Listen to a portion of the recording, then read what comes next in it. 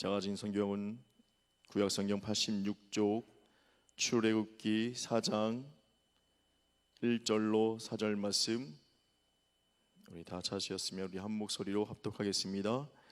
모세가 대답하여 이르되 그러나 그들이 나를 믿지 아니하며 내 말을 듣지 아니하고 이르기를 여호와께서 내게 나타나지 아니하셨다 하리이다. 여호와께서 그에게 이르시되 내 손에 있는 것이 무엇이냐? 그가 이르되 지팡이니이다. 여호와께서 이르시되 그것을 땅에 던지라 하시매 곧 땅에 던지니 그것이 뱀이 된지라.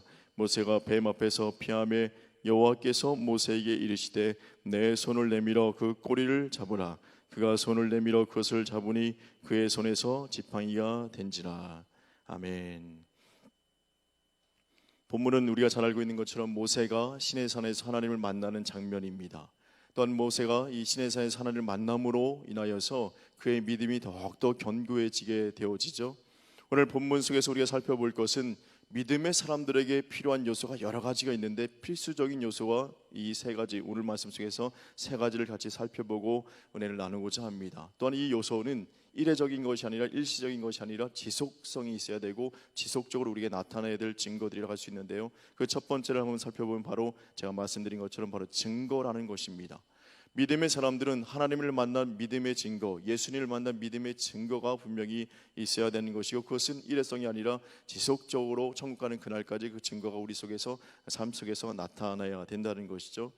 우리가 잘 알고 있는 김익두 목사님이라는 분이 계십니다. 그분의 일화를 보면 이 예수 그리스도를 만난 그 증거가 무엇인지를 우리에게 보여주고 있는데요, 그분은 평양에서 아주 깡패 중에 깡패였습니다. 아주 난폭한 분이었죠. 사람이었습니다. 그런데 그분이 예수 그리스도를 만남으로 인해서 그 삶이 송두리째 바뀌게 되었습니다. 그래서 본인이 김익두는 죽었다라고 부고장을 돌릴 정도로 예수님을 만나면서 그 삶이 싹 바뀌었는데요, 사람들은 김익두 목사님이 바뀐 것을 의심하게 되었고, 그로 인해서 돌을 던지기도 하고 물바가지를 이렇게 물을 끼얹기도 하고, 그러나 그런 납복성이 하나도 나타나지 않는 겁니다. 그러던 그 목사님이 어느 날 무학재 고개를 넘어가고 있어서 무학재 고개를 넘어가고 이제 중간에 좀 쉼을 가지고 잠깐 쉬고 있었는데 뒤쫓아오던 청년이 갑자기 다짜고짜 김익두 목사님을 막 때리기 시작하는 겁니다. 이 김익두 목사님은 그 어떤 이유도 모르고 그냥 그저 맞기만 있었는데, 그 때리는 것을 멈췄을 때 그 손을 딱 잡고 내가 누군지 아느냐? 내가 바로 김익두다. 그러니까 그 청년이 정신이 번쩍 들어서 막 무릎을 꿇고 막 살필기 시작하는 겁니다. 그러면서 유명한 말을 하시죠. 예수는 내가 믿었는데 복은 내가 받았구나 라고 이제 이야기하시면서 진짜 살 길이 있는데 나를 따라와라. 그래서 그 청년을 데리고 교회 부흥회를 데리고 가고, 그로 인해서 그 청년이 예수 그리스도를 믿고 그 청년이 나중에는 교회의 장로가 되었다고 합니다. 믿음이라는 것은, 예수 그리스도를 믿는다는 것은, 교회를 다닌다는 것은 이런 예수님을 만난, 하나님을 만난 믿음의 분명한 증거가 우리에게 드러난다는 것이죠. 하나님의 전적인 은혜와 함께 내 삶의 변화의 증거가 분명히 있다는 것입니다. 모세는 1절에 이렇게 이야기합니다. 모세가 대답하여 이르되 그러나 그들이 나를 믿지 아니하며 내 말을 듣지 아니하고 이르기를 여호와께서 내게 나타나지 아니하셨다 하리이다. 모세는 하나님의 사명을 피하려고 하는 것이 아닙니다. 하나님의 사명을 잘 행하고 싶고, 또한 수많은 사람들이 하나님의 행하심과 계획하심을 알려주고 싶은데, 그러기 위해서 나에게 증거가 필요하지 않겠습니까? 하나님 나에게 증거를 허락해달라고 이야기합니다. 예수님께서는 요한복음 18장 20절에 예수께서 대답하시되 내가 드러내놓고 세상에 말하였노라. 믿음을 가진 우리들은 세상 속에 숨어 지내는 인생이 아니라 하나님을 드러내는 인생, 또한 세상 가운데 빛이 되어지고 소금이 되는 인생이 바로 우리의 인생이라 할 수 있는데, 그러기 위해서는 바로 이런 믿음의 증거가 우리에게 있어야 되는 것입니다. 모세는 지금 그것을 강구하는 것입니다. 하나님, 증거를 허락하여 주시옵소서. 하나님을 만난 증거를 나에게 허락해 주셔야지만 내가 이 땅 가운데 살아가서 출애굽을 할 수 있는 놀라운 역사를 행할 수 있습니다라고 간구하는 것입니다. 우리가 살아가는 순간순간마다 이러한 하나님의 은혜, 하나님을 인하여서 우리가 변화된 증거가 우리에게 풍성하게 있어야 될 줄로 믿습니다. 이곳에 계신 분들과 또 함께 예배드리는 모든 분들 중에 이런 하나님의 은혜를 경험한 분들이 많이 계시죠. 성격이 변화되어지고 주초가 기적적으로 끊어지게 되어지고, 또한 여러 가지 도움의 손길, 도움의 은혜를 받은 것, 기도의 응답을 받은 것이 놀라운 증거들이 있을 것인데, 이런 믿음의 증거가 우리에게는 지속적으로 일어나는 것, 이것이 바로 믿음의 사람들이 필요한 믿음의 요소라고 할 수 있는 것입니다. 두 번째는 바로 하나님께 영광 돌림이 있어야 된다는 것입니다. 우리가 박주영 선수 하면 우리 떠오르는 것은 그 선수가 골을 넣고 기도하는 세레머니 했던 것을 우리는 기억합니다. 그 모든 것이 그 재능이 자신의 것이 아니라 하나님 것이고 하나님께서 함께 하셨음을 하나님께 영광 돌리는 것이죠. 모세가 자신이 들고 있었던 지팡이, 자신이 만약에 계속 사용했다면 그것으로 양을 치고 또한 몸을 지탱하고 또 더러운 것을 치우는 것에 쓰이고 더 나아가서 세월이 지나면 부직갱을 쓸 수밖에 없는 하찮은 지팡이였습니다. 그런데 그 지팡이가 하나님 손에 딱 붙들리는 그 순간, 하나님이 사용하는 그 순간 놀라운 일, 자신이 생각지 못한 놀라운 일들을 행하는 것에 쓰임받게 되는 것을 보면서 감사할 수밖에 없고 하나님께 영광 돌릴 수밖에 없는 것입니다. 나의 것이 하나님 것이 되는 그 순간에 놀랍게 쓰임받는 그것을 바라보며 하나님께 영광 돌릴 수밖에 없는 것이죠. 우리의 인생이 나의 것이 아니라 하나님 것이 되는 그 순간, 하나님께 쓰임받는 도구가 되는 그 순간에 우리의 인생에 놀라운 일들이 벌어지게 될 줄로 믿습니다. 그래서 시편 89편 11절에는 하늘이 주의 것이요 땅도 주의 것이다 라고 말하고 있고요. 로마서 14장 8절 말씀에는 우리가 살아도 주를 위하여 살고 죽어도 주를 위하여 죽나니 그러므로 사나 죽으나 우리가 주의 것이로다. 아멘. 이 말씀이 우리의 삶에 그대로 적용되어져서 내가 나의 것이 아니라 주님의 것 되어서 쓰임받는 인생이라면 얼마나 감사하겠습니까?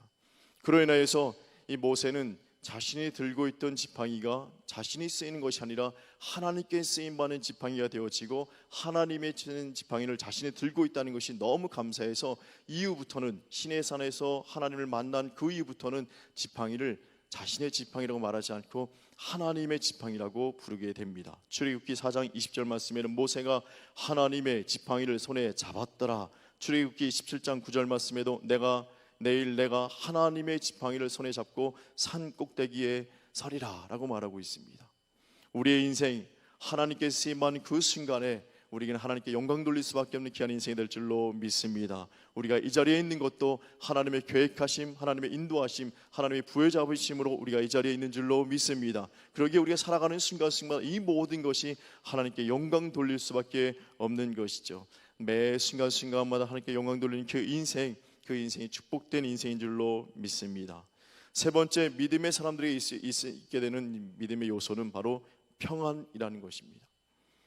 두려워하지 않고 떨지 않고 또 무서워하지 않고 요동치지 않는 평안함이 믿음의 사람들에게 있다는 것이죠. 저는 지렁이는 많이 만져봤습니다. 지렁이 잡아서 낚시도 하고 지렁이를 많이 만져봤는데 뱀은 만져보지 않았습니다. 그런데 제가 시골에 살다 보니까 뱀을 보면 피하기는 하지만 가끔 이게 피할 수 없는 상황이 되어진 뱀을 막대기로 때려서 잡습니다. 그리고 삽이 있으면 삽으로 머리를 콱 찍어서 잡습니다. 어릴 적에 그 마음에도 그런데 뱀은 잡을 때 머리를 쳐야 되고 머리를 잘라야 되고 그러나 몸통이나 꼬리는 치면 안 된다. 몸통이나 꼬리를 잡으면 안 된다는 것을 어릴 적에도 알고 있었습니다. 왜냐하면 몸통이나 꼬리를 잡으면 100% 물리게 되어 있습니다. 모세도 그것을 잘 알고 있었을 것입니다. 꼬리를 잡으면 물린다. 뱀이 이렇게 탁 꼬리를 튀면서 문다. 그런데 모세는 하나님을 전적으로 신뢰하면서 뱀의 꼬리를 잡습니다. 그 순간 그것이 지팡이가 되어지는 것이죠. 평안은 하나님을 전적으로 신뢰함으로 우리에게 주어진 것이 평안인 것입니다. 하나님을 전적으로 신뢰할 수 있기에 예배드릴 수 있는 것이고 하나님을 전적으로 신뢰할 수 있기에 기도할 수 있는 것이고 하나님을 전적으로 신뢰하기에 우리는 말씀을 상고할 수밖에 없는 것입니다.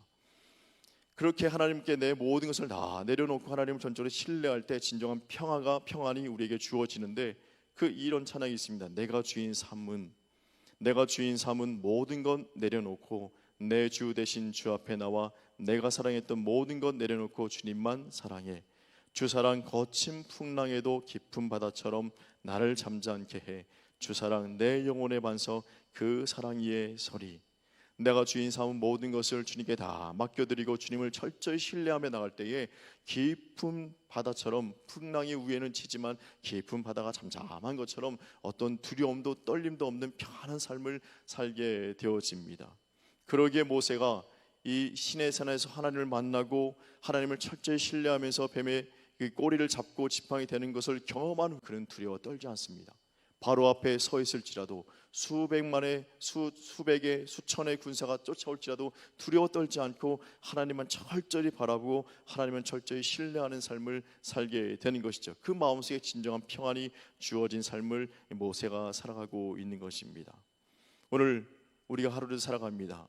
어느 때는 우리의 삶이 푸른 초장이 될 수 있겠지만 어느 때는 우리가 강야 같은 삶을 살게 될 수도 있을 것입니다. 그 삶의 현장에 이 하나님의 믿음의 증거, 은혜의 증거가 풍성하시기를 바랍니다.